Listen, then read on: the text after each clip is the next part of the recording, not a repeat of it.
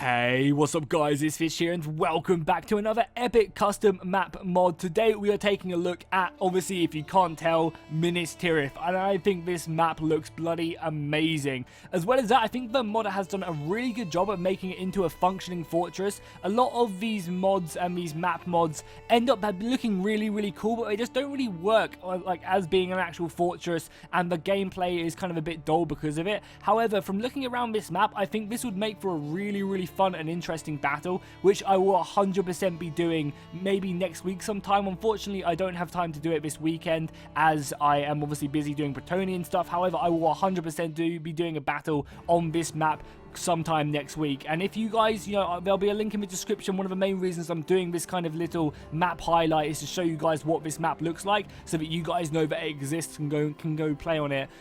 So if you guys end up having a really epic 2 vs 2 with large armies, or a really good 4 vs 4 battle, please do feel free to send it in to me, and I'll make sure to cast a replay if it is good. You can even set it up that you have some Bretonian cavalry holding off in the wings, ready to come across Pelennor fields and open up on the Orc army attacking.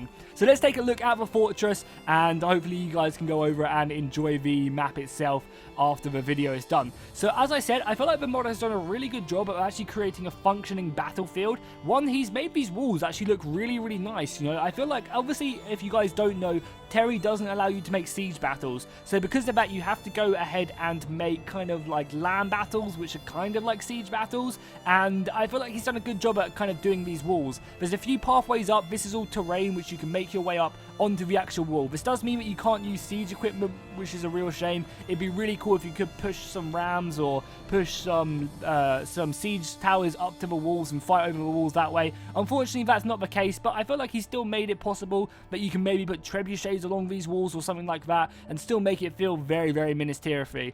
As well as that, I love the architecture he's done. He's definitely captured the essence of Minas Tirith using these dwarven buildings and these Bretonian battlements as well. I definitely like the way he's done that.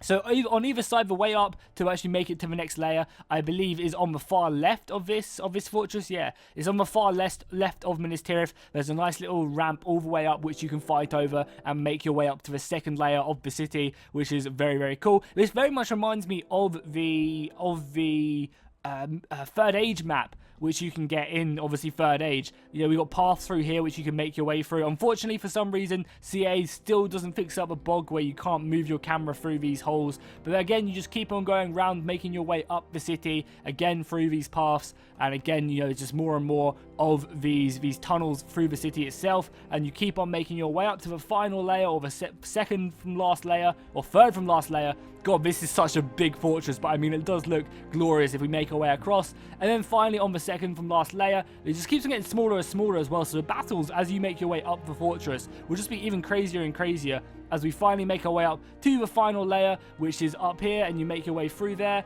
and then finally up here. Bloody hell, Minas Tirith is a crazy fortress. Maybe what I can do as well when we actually come to fight a battle on this, maybe I can have several battles. Maybe I can have, one battle for the first couple layers, and then kind of a second battle for the next layer, like the fourth or fifth layer, and then maybe the last stand where we fight on top by the tree, the tree, which will hopefully be blooming. Oh, it would have been cool if he added in like a flower blooming on the tree or something. That would have been really cool. But here we go, the top layer where Denethor jumped off in the movies. We can look down upon the rest of the fortress and the grand city of Minas Tirith and the fields approaching us. So I can't wait till when I actually fight a battle and we have an entire army out here just shooting its catapults into the city, destroying the archers on the wall. That's going to be glorious. So yeah, let me know what you guys think I should do battle-wise. If you guys think I should actually have it so that I have a series of battles. So battle 1 is me fighting for the walls,